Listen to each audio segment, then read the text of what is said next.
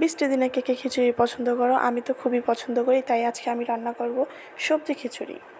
তো সবজি খিচুড়ি রান্না করার জন্য আমি প্রথমে পেঁয়াজ কেটে নেব।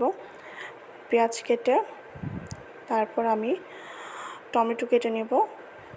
সবজিগুলো আগে কেটে নিয়েছি। তো এই তো টমেটো কাটতেছি। টমেটো কাটা শেষ আমার। তো এই তো আমি উঠিয়ে রাখলাম। এখন আমি বিলাতি ধনেপাতা কেটে নিতেছি। তো এই তো ধনেপাতা কাটা শেষ আমার। এই তো আমার কাটা সবজিগুলো।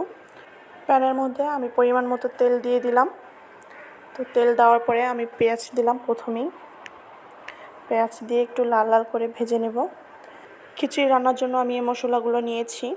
তো এই তো আমার পেঁয়াজগুলো ভাজা হয়ে, এখন আমি এক এক করে সব মশলা দিয়ে দেব। আদা রসুন বাটা দিলাম। দেওয়ার পরে আমি একটু নেড়ে নেব। নেড়ে এগুলো মিক্সড করব। তারপরে এই তো ঘরে যা যা উপকরণ আছে আপনি সবই দিতে পারেন আপনার চয়েস মতো। তো এই তো আমি এক এক করে সব মশলা দিয়ে দিচ্ছি।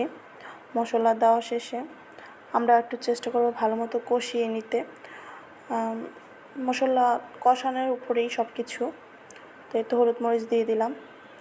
তারপরে একটু ভালো মতো নেড়ে চেড়ে কষিয়ে তারপর রাখতে হবে। এখন আমি এক এক করে সবজিগুলো দিয়ে দিব। প্রথমে আমি মিষ্টি কুমড়ো দিয়ে দিলাম। মিষ্টি কুমড়ো দেওয়ার পরে আমি গাজর দিলাম।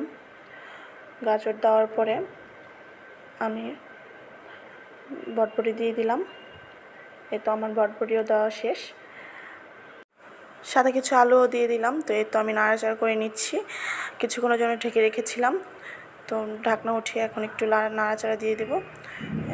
নাড়াচাড়া দেওয়ার পর আবার কিছুক্ষণের জন্য এটা রেখে দেব। খিচুড়িতে দেওয়ার জন্য আমি মুগ ডাল ভেজে নিলাম। এই তো মসুরির ডাল আর মুগ ডাল নিলাম। এখন আমি চাল ডাল একসাথে মিক্সড করে সবজির ভিতরে দিয়ে দেব। দিয়ে কিছুক্ষণ আমি অবশ্যই ধুয়ে নিয়েছি। কেউ মনে করবেন না আমি আবার ধুই নাই। ধোয়ার পরেই দিয়েছি। এখন আমি একটু নাড়াচাড়া করে নেব। নাড়াচাড়া করার পরে কিছু পরিমাণ মতো পানি দেব। পানি দেওয়ার পরে আরেকটু নাড়াচাড়া করে নেব। তো কিছুক্ষণের জন্য ঢেকে রেখেছিলাম। এখনও ঢাকনাটা উঠিয়ে দেখতেছি। তো এই তো বলক চলে আসছে। তো এখন আমার খিচুড়িটা হয়ে গেছে প্রায়। আরেকটু নাড়াচাড়া করে নেব। নিচে খিচুড়িটা দেখতে কেমন লাগতেছে সবাই বলবেন আমাকে। খিচুড়িটা হওয়ার পরে উপরে একটু ধনিয়া পাতা দিয়ে দিলাম, মানে বিলাতি ধনিয়া পাতা। তো দেওয়ার পরে একবার পুরো ফুললি হয়ে গেছে আমার খিচুড়িটা রেডি। তো এখন আমি উঠিয়ে নেব। তো এই দেখেন কতটা ঝরঝরা হয়েছে। নেওয়ার পরে এই যে আমার খিচুড়ি ফাইনাল লুক। খিচুড়ির সাথে ভর্তা, ডিম ভাজা, বেগুন ভাজা না হলে চলেই না। সবাই আমার পেজটা ফলো করে দিবেন। আসসালামু আলাইকুম।